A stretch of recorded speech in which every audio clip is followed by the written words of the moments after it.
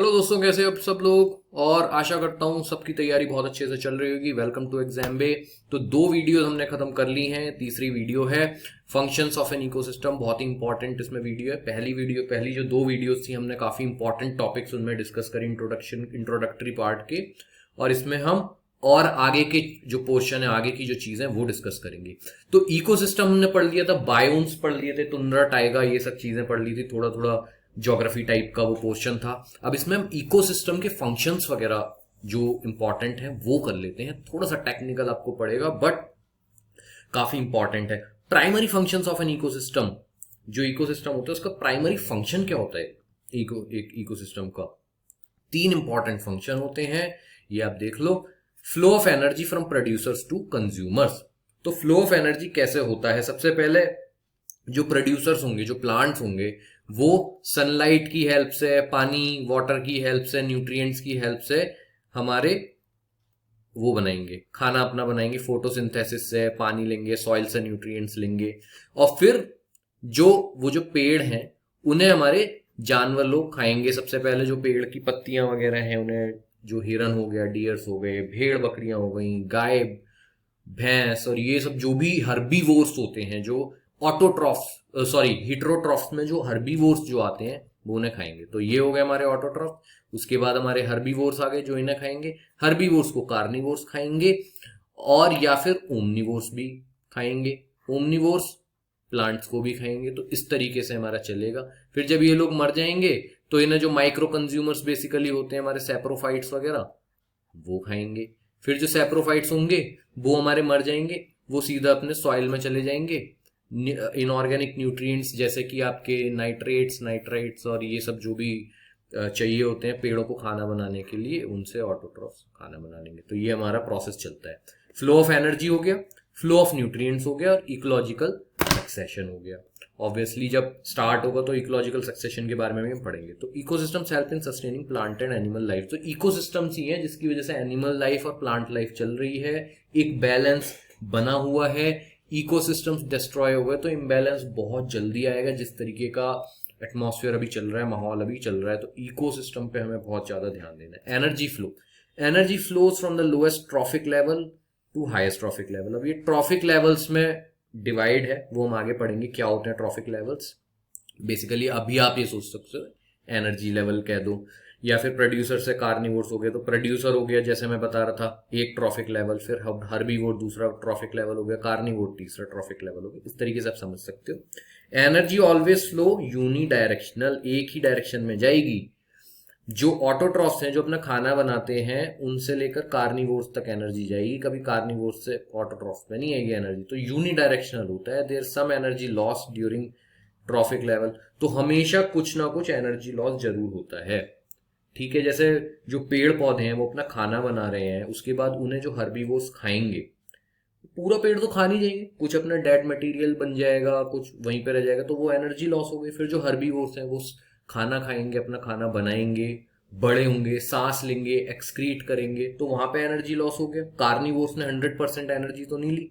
ठीक है, तो एनर्जी लॉस हमेशा होता है। और ये थर्मोडायनामिक्स के जो लॉस होते हैं, जो लॉज होते हैं, हमारे तीन जो लॉज हैं, वहां से भी इसका प्रूफ एक मिलता है। Energy flow involve three important concept: food chain, food web और इकोलॉजिकल पिरामिड। तो यहीं पे हम सब कुछ पढ़ लेंगे। एनर्जी फ्लो में आपके तीन कॉन्सेप्ट होते हैं बहुत important: food chain, food web और इकोलॉजिकल पिरामिड, जिनकी मदद से हम पढ़ते हैं। ये हमने ही बनाए हैं, कुछ मॉडल्स हैं स्टडी करने के जो हमने साइंटिस्ट वगैरह ने बनाए हैं। तो फूड चेन हो गया, show straight path of energy flow. Producers are eaten by herbivores and herbivores are eaten by carnivores, जो हमने डिस्कस करा।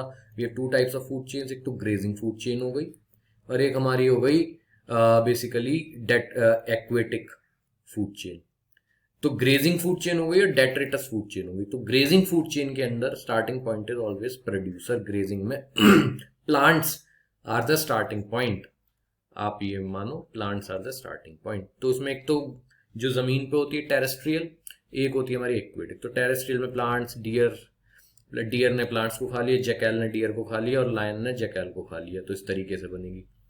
उसके बाद अगर हम एक्वेटिक में, फाइटोप्लैंक्टन होते हैं, ये अपना खाना बनाते हैं। वहाँ के छोटे छोटे प्लांट्स होते हैं समुद्र के या रिवर्स के अंदर, फाइटोप्लैंक्टन जिन्हें हम कहते हैं, उन्हें जूप्लैंक्टन खाएंगे। जो छोटे छोटे मिनिस्क्यूल जो जानवर होते हैं उन्हें फाइटोप्लैंक्टन्स को खाएंगी, फिर उन्हें फिश खा लेंगी, फिर फिश को बिगर फिश खा लेंगी, शार्क या वेल्स वगैरह खा लेंगी।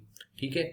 Detritus food chain starting point is always dead organic matter, जो हमने पहली वीडियो में पढ़ा था कि डेट्रेटस डेड ऑर्गेनिक मैटर होता है। तो लेटर जो डेड लीव्स हो गई या मरा हुआ जानवर हो गया, उन्हें अर्थवॉर्म्स, डेड लीव्स को अर्थवॉर्म्स खाते हैं, फिर उन्हें हैन खा लेंगी और हॉक खा लेगा, खत्म।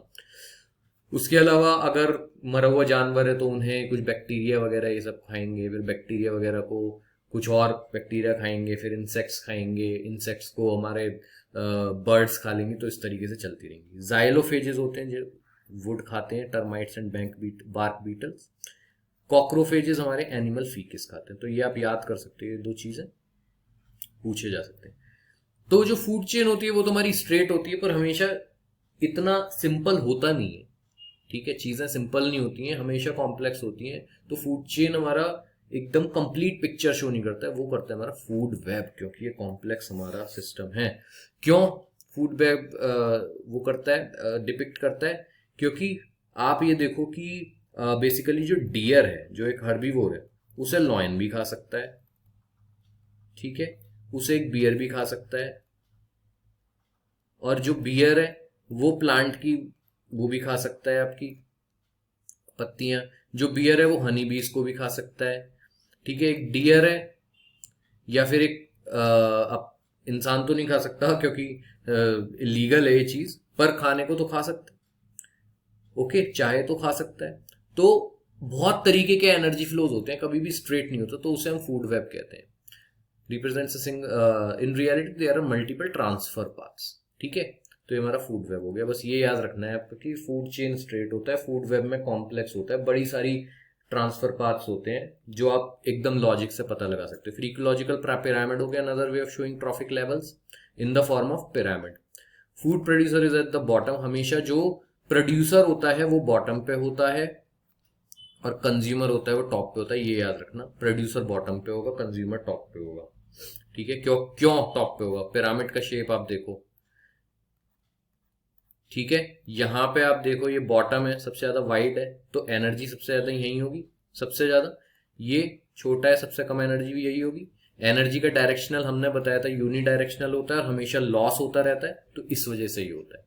ठीक है, 3 types, pyramid of numbers, pyramid of biomass, pyramid of energy. फिर pyramid of numbers it graphically represents number of organisms in each trophic level. तो ये नंबर्स से हमारा पिरामिड ऑफ नंबर्स आता है कि भाई अगर कोई इकोसिस्टम है, ग्रासलैंड मान लो, वहां पे बहुत सारी घास ही घास होगी, तो नंबर वाइज तो वही ज्यादा है। उसके बाद उन्हें खाने वाले इंसेक्ट्स होंगे नंबर में, फिर उन्हें खाने वाले ये माउस, रैट, बर्ड्स वगैरह होंगे उस इकोसिस्टम में, उनका नंबर थोड़ा और कम होगा। फिर स्नेक्स वगैरह होंगे, उनका थोड़ा और कम होगा।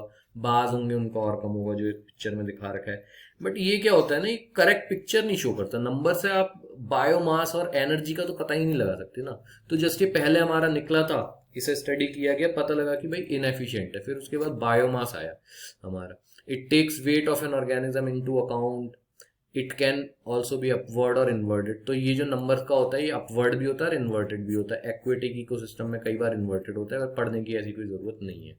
ठीक है, बायोमास में भी ये होता है कि सबसे ज्यादा बायोमास सबसे नीचे होता है, उसके बाद कम हो गया बायोमास, फिर और कम हो गया, फिर और भी कम हो गया, टॉप कार्निवोर तक जाते जाते। ठीक है, तो इसमें भी कुछ खामियां पाई गई, पर ये नंबर्स, पिरामिड ऑफ नंबर्स से बेटर है।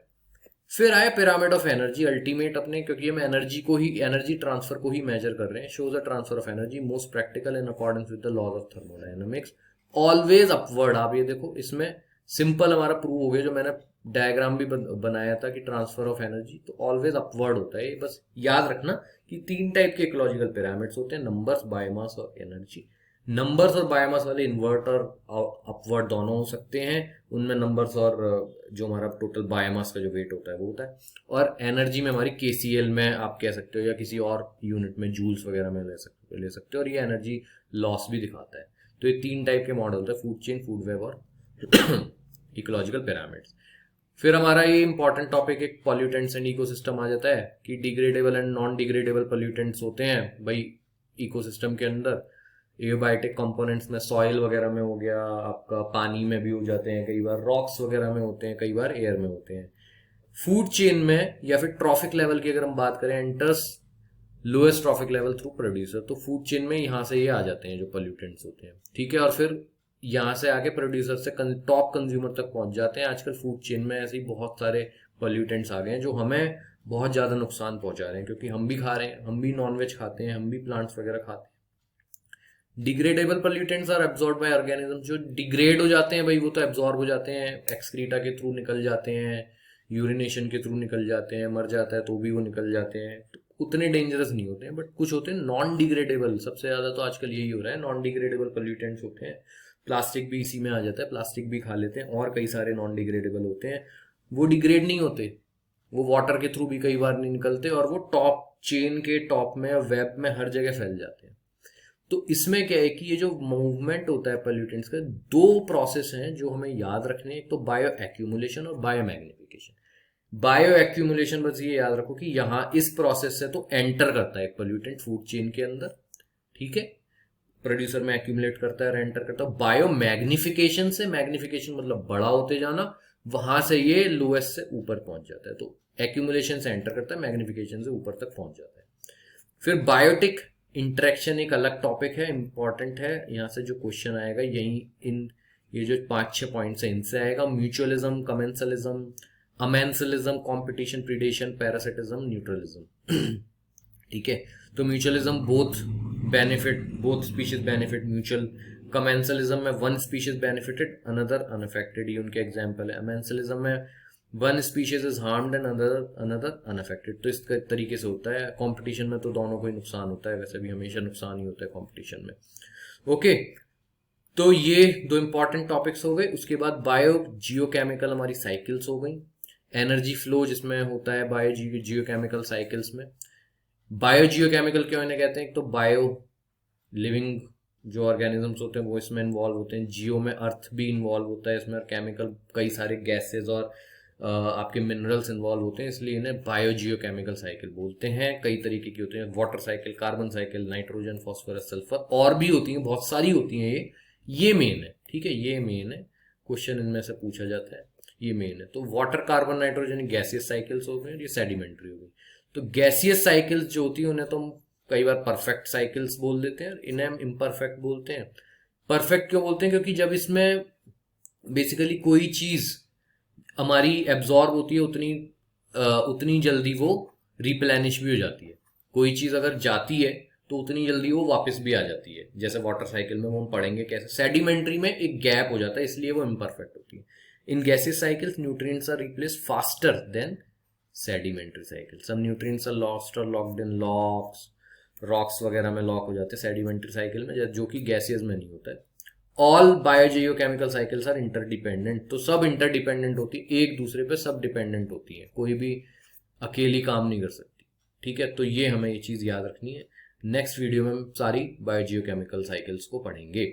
Okay, all the best.